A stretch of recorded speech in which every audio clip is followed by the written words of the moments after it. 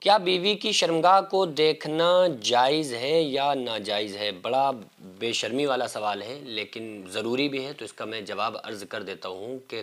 ہم بستری کے وقت آپ کو کچھ چیزوں کا خیال رکھنا پڑے گا، اور کون سے کام جائز ہیں کون سے کام ناجائز ہیں اس کو بھی آپ کو دیکھنا پڑے گا۔ آج کل کے دور میں کیا ہے کہ آج کل انگریزوں کو، اور چونکہ موبائل کا دور ہے، سب کے ہاتھوں میں موبائل ہیں، تو بہت سارے لوگ کچھ ایسی الٹی سیدھی ویڈیوز دیکھتے ہیں، پھر ان کو فالو کرتے ہیں، جبکہ اگر ہم مسلمان ہیں، ہمارا اسلام سے تعلق ہے، تو پھر ہم کو دین کو فالو کرنا پڑے گا، اور اس کا فائدہ اور نقصان کا بہت زیادہ اثر رکھتا ہے۔ ہم بستری کے وقت میں کی جانے والی غلطیاں انسان سمجھ بھی نہیں پاتا ہے، سوچ بھی نہیں پاتا ہے کہ ہماری ان غلطیوں کا اتنا زیادہ ہم کو خمیازہ بھگتنا پڑ سکتا ہے۔ تو جو بہتر کام ہیں ان بہتر والے کاموں کو کرنا چاہیے۔ ہر چیز میں ہمیں دیکھنا چاہیے کہ بھئی صحیح طریقہ کون سا ہے، تو ظاہر سی بات ہے کہ اس مسئلے میں بھی ہم کو دیکھنا پڑے گا کہ صحیح کیا ہے، غلط کیا ہے۔ اور جب انسان اگر فطرت سے ایک مرتبہ اپنی ہٹ جائے نا، اور دوسرے طریقوں کو اگر بندہ ایکسیپٹ کرتا ہے اور دوسرے طریقوں پر عمل کرتا ہے، تو پھر وہ بندہ فطرت سے ہٹ جاتا ہے، اور جب بندہ فطرت سے ہٹ جائے تو دوبارہ اس کا فطرت پہ آنا پھر بہت مشکل پڑتا ہے۔ اس لیے ہر بندے کو شروع سے اپنا حساب یہ بنانا چاہیے کہ وہ بندہ فطرت سے نہ ہٹنے پائے۔ اگر فطرت سے ایک مرتبہ ہٹ گیا تو پھر آپ یہ سمجھ لیں کہ اس کو کسی بھی طرح سے پھر اس کا دوبارہ لوٹ کر اپنی فطرت پہ آنا بہت زیادہ مشکل ہو جاتا ہے۔ اس لیے آپ اپنی فطرت پر رہیں، فطرت سے الگ نہ ہوں۔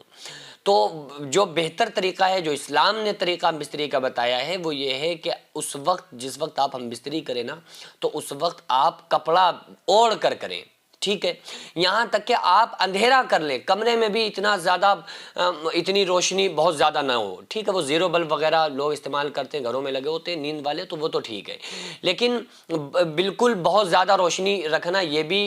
خلاف اولا ہے، اس سے بچا جائے تو اندھیرا کیا جائے، زیادہ نہیں تو کم سے کم یہ کہ آپ لائٹ کو کم کریں، ٹھیک ہے؟ اور اس کو اوڑھنا، کپڑا وغیرہ اوڑھ کر ہم بستر ہونا، یہ بہتر طریقہ ہے۔ اب رہا مسئلہ دیکھنے کا کہ کیا شوہر بیوی کی شرمگاہ کو یا بیوی شوہر کی شرمگاہ کو دیکھ سکتے ہیں یا نہیں، تو دیکھیے اس کو دیکھنے کی تو اجازت ہے، دیکھنا جائز ہے، لیکن بلا ضرورت دیکھنا نہیں چاہیے، بلا ضرورت دیکھنے سے بچنا چاہیے۔ کوئی پریشانی ہے، پریشانی والی بات ہے، تو میاں بیوی ایک دوسرے کو شیئر کر سکتے ہیں، دیکھ سکتے ہیں، اور اللہ تعالیٰ نے قرآن مقدس میں ارشاد فرمایا لِتَسْكُنُوا إِلَيْهَا، تاکہ تم ان سے تسکین حاصل کرتے ہو۔ تو بھائی بیوی سے تو انسان سکون حاصل کرتا ہے، بیوی شوہر سے سکون حاصل کرتی ہے، تو دیکھ تو سکتے ہیں، دیکھنے کی اجازت تو ہے، لیکن دیکھنے کے بعد پھر انسان کا ذہن اور آگے بڑھ سکتا ہے، چونکہ خصوصی طور پہ ہم بستری کے دوران، تو اس لیے دیکھنے سے بچنا چاہیے۔ یہ ایک بے شرمی والا عمل ہے اور بے حیائی والا عمل ہے کہ ایک شوہر بیوی کی اور بیوی شوہر کے پرائیویٹ پارٹس کو دیکھے، تو دیکھنے سے بچنا چاہیے۔ البتہ دیکھنا جائز ہے، دیکھنا حرام نہیں ہے، ٹھیک ہے؟ بہت سارے شوہر کیا کرتے ہیں کہ جب اگر بیوی حیض سے ہو، پیریڈ سے ہو، تو ان سے ہم بستری کرتے ہیں، حالانکہ اس وقت جب عورت پیریڈ سے ہو تو اس وقت اس سے ہم بستری کی اسلام اجازت نہیں دیتا ہے، حرام ہے۔ اس کی وجہ یہ ہے کہ عورت کو چونکہ بلیڈنگ ہو رہی ہوتی ہے، اب اگر شوہر اس سے مباشرت کرتا ہے، شوہر بیوی کے قریب جاتا ہے، تو وہ جو خون ہے نا، جو بلیڈنگ ہو رہی ہے، اللہ تعالیٰ نے قرآن مقدس میں ارشاد فرمایا وَيَسْأَلُونَكَ عَنِ الْمَحِيضِ قُلْ هُوَ أَذًى، کہ یہ جو نکلنے والا جو خون ہے نا، وہ گندا خون ہے اور وہ ناپاکی ہے۔ بعض عورتیں سمجھتی ہیں کہ لو ناپاکی ہے، وہ ناپاکی مطلب یہ کہ نجاست، تو اس لیے اسلام نے منع کیا ہے، روکا ہے کہ کوئی شوہر ایسی کنڈیشن میں بیوی کے قریب جائے، اور پھر یہ ڈاکٹری لائن سے بھی بڑا مضر ہے، بڑا خطرناک ہے،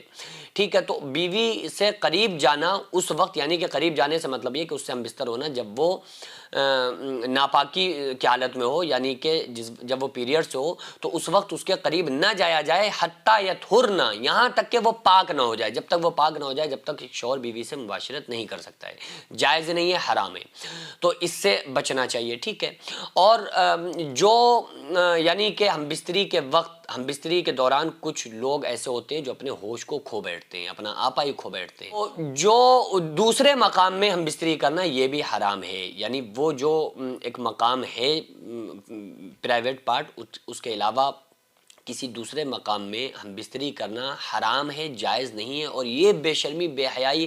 بہت زیادہ رائج پا رہی ہے۔ اس لیے میں آپ لوگوں کو بتانے پر اس ٹائپ کی باتیں اور یہ مسئلے کلیئر کرنے پر میں مجبور خود بھی ہو جاتا ہوں کہ مجھے لگتا ہے کہیں نہ کہیں کہ یہ تمام چیزیں شیئر کرنا چاہیے، کیونکہ کتنے نوجوان ایسے ہیں جو اسلام سے بے تعلق ہیں، اسلام سے دور ہیں، تو ان کو جو اچھا لگ رہا ہوتا ہے کر رہے ہوتے ہیں، جو سمجھ میں آ رہا ہوتا ہے وہ کر رہے ہوتے ہیں۔ اس کے پھر نقصانات دنیا میں بھی ہوتے ہیں، آخرت میں جو سزائیں ہیں وہ تو ہی ہیں، لیکن دنیا میں بھی اس کے بہت زیادہ نقصانات ہیں، کیونکہ جو اسلام نے طریقہ دیا ہے نا وہ دنیاوی اعتبار سے بھی اس میں فائدہ ہے۔ اسی کے لیے وہ طریقہ اسلام نے بتایا ہے کہ آپ تمام بیماریوں سے بچ سکے۔ ان مسئلوں کو کلیئر کرنا اسی وجہ سے ضروری ہوتا ہے کہ جو ہمارے نوجوان طبقے کے لوگ جو ادھر ادھر بھٹک رہے ہیں اور غلط رانگ اسٹیپ کو اختیار کیے ہوئے ہیں، ان کو اس چیز سے بچنا چاہیے۔ یہ مسائل بھی ایسے ہوتے ہیں کہ انسان دوسرے سے پوچھ نہیں سکتا ہے، ظاہر سی بات ہے کہ وہ سوشل میڈیا پر تو دیکھ سکتا ہے، لیکن ایک انسان فیس ٹو فیس اپنے بڑے سے، بزرگ سے یا کسی سے بھی ان مسئلوں کو دریافت نہیں کر سکتا ہے۔ تو بہرحال یہ مسئلے بیان کرنا بے شرمی نہیں ہے، بلکہ بے شرم طریقہ اختیار کرنا بے شرمی ہے، ٹھیک ہے۔ یہ تو نوجوانوں کو اس لیے بتایا جاتا ہے کہ بھائی وہ غلط طریقوں سے نکل کر اسلامی صحیح طریقے پر عمل کریں، تو یہ بے شرمی نہیں ہے۔ اس کو کچھ لوگ بے شرمی کا نام دیتے ہیں، بھائی یہ بے شرمی نہیں ہے، بے شرمی کے طریقے اختیار کرنا وہ بے شرمی ہے۔ اور ہمارا ہر کام میں ہم کو یہ دیکھنا پڑے گا کہ اسلام کا طریقہ کون سا ہے، ہر کام کو ہمیں اسی اسلام کے طریقے سے کرنا پڑے گا اگر ہم اسلام سے تعلق رکھنے والے ہیں، کیونکہ اس کے بہت زیادہ فائدے ہیں اسلام کو فالو کرنے کے۔ تو ظاہر سی بات ہے ہر طریقے میں ہمیں اسلام کو فالو کرنا چاہیے اور کرنا پڑے گا، کرنے سے ہمارا بہت بڑا فائدہ ہے۔ ابھی ضرورت ہے جو جینس مدرسہ منہاج الحسین آغازیہ مداریہ مکن پور شریف میں جو قائم ہے، چل رہا ہے، تو اس کا صرف ایک ہال ہے جس میں بچے رہتے بھی ہیں، جو بیرونی بچے ہیں وہ وہیں رہتے ہیں، وہیں کھاتے ہیں، وہیں پیتے ہیں، جن کے رہنے کا بھی کوئی ان کے رہنے کا کوئی ہال یا کوئی رہنے کے لیے ہاسٹل کمرے وغیرہ موجود نہیں ہیں، جس کی چھت پر انشاءاللہ تعالیٰ اگر کچھ کمرے بن جائیں تو بچوں کے رہنے میں اور اساتذہ کے وہاں پہ رکنے میں کچھ آسانی ہو جائے، کیونکہ پورا مدرسہ جو بنا ہے اللہ رب العزت کی قسم کھا کے بتا رہا ہوں کہ بغیر کسی فنڈنگ، بغیر کسی چندے کے بنا ہے، جو اللہ نے مجھ سے کام لیا، میں نے خود کام کیا، اور یہ آپ کو فوقیت کے لیے نہیں بتا رہا ہوں بلکہ صرف آپ کے حوصلے کے لیے بتا رہا ہوں۔ تو اس کے لیے تعمیری کچھ کام ہونا ہے، آپ لوگوں سے خصوصی گزارش ہے کہ اس کار خیر میں تعاون کریں، اس کام میں حصہ لیں، تاکہ ہمارا یہ جو کام ہے، یہ جو مشن ہے، یہ کمپلیٹ ہو سکے۔ اللہ تبارک و تعالیٰ اس کا صلہ ہم کو عطا فرمائے۔